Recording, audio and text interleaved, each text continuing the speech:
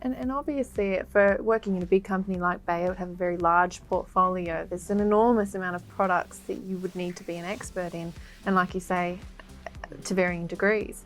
So how much research would they actually do in a day to stay up to date with all of the changes in industry, legislation, and also, scientifically? So there would be quite a lot of need to certainly keep on top of any label changes that are coming through from regulatory affairs. You definitely need to know of new indications and things like that. Those would be top of mind.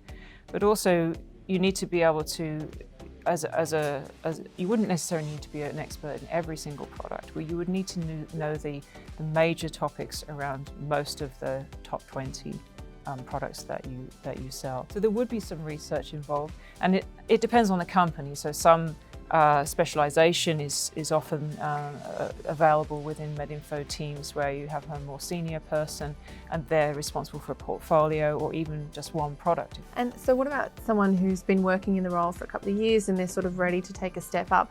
What would you recommend to that person to sort of distinguish themselves from the team and be able to take a leadership position?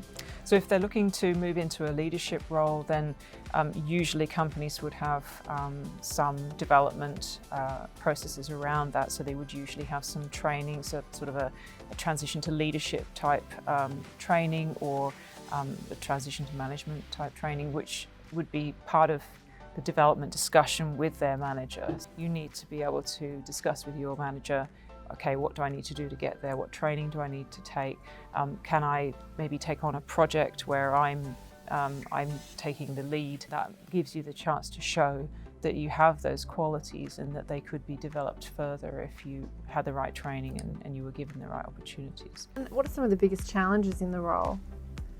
Well, certainly at the beginning of the role, learning so much information in quite a quick time. And of course, I'm not talking just about the products themselves, but also all the processes that the company expects you to follow.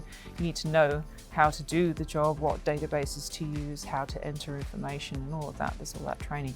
But then once you become confident, it's really then just rounding out that knowledge, becoming really skilled at speaking to customers, and particularly dealing with difficult customers, somebody who's asking you for something that you can't give them, some information that you're not able to share with them. If it's off-label, you can't talk to a patient about that, for example. And this can make people unhappy, and then you have to be able to deal with that. And so obviously the challenges that you would have faced at Med Associate level are very different to the ones you would have faced at Head of Global Information level. So what were the challenges like as you sort of developed in your career and eventually ended up as the Head of Global MedInfo for Bayer? So I think we touched on it before. I mean, one of the challenges that you can encounter as you become, say, the manager of MedInfo service is that you need to constantly be able to prove your value. You need to prove your worth to the people that are obviously providing your budget and your headcount.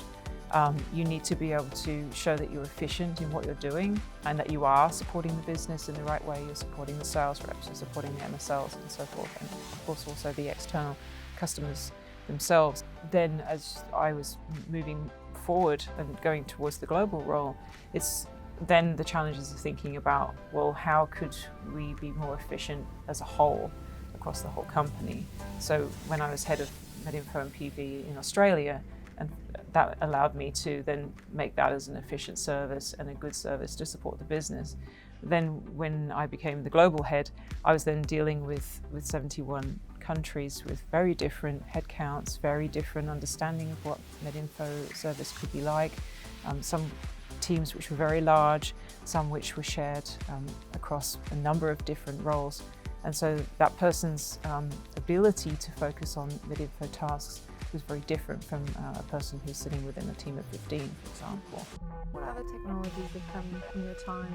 Obviously, we've had a huge technology boom over the last 20 years. How's it changed in MedInfo? There's more of that needing to support the self-service of information in the right way. You talk about automation, obviously that's stemming from AI. How far do you think we can go with AI? There's possibilities of being able to understand your data and be able to delve into it more deeply.